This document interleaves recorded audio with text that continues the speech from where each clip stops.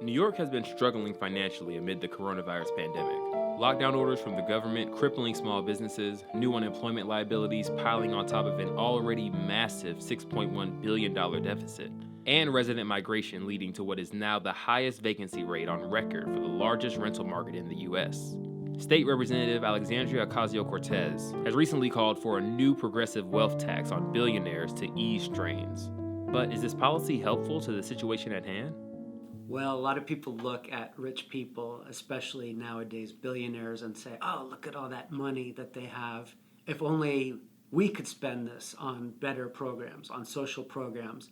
And they start thinking about how much money they could raise from these people. The problem with that way of thinking is wealth is dynamic. The way it's produced is dynamic. People work over long periods of time to create wealth. And to just say to them, hey, we're going to take that wealth, that's actually been tried in many, many countries.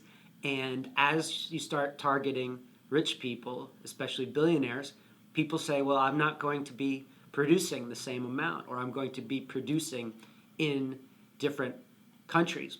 The rich people can move anywhere they want. They often have many homes. And so to say we're going to target New York City billionaires as a way of financing social programs, there's going to be simply many billionaires who would pack up their bags and leave. So looking at a few select people and saying we're going to target your money, that's simply going to discourage economic activity. I think any city, especially New York, should be thankful to have rich people, especially billionaires. New York City has the most billionaires out of any city, and that helps everyone, actually.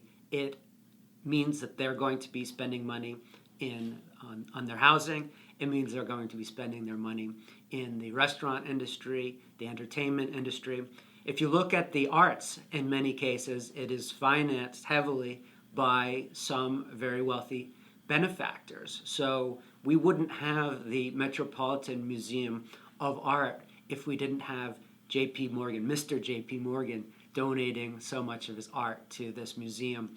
We wouldn't have the Metropolitan Opera. We wouldn't have American Ballet Theater unless we had these very wealthy people who are supporting the arts. So if anything, we want to be as welcoming to billionaires as possible rather than pushing them outside of New York City.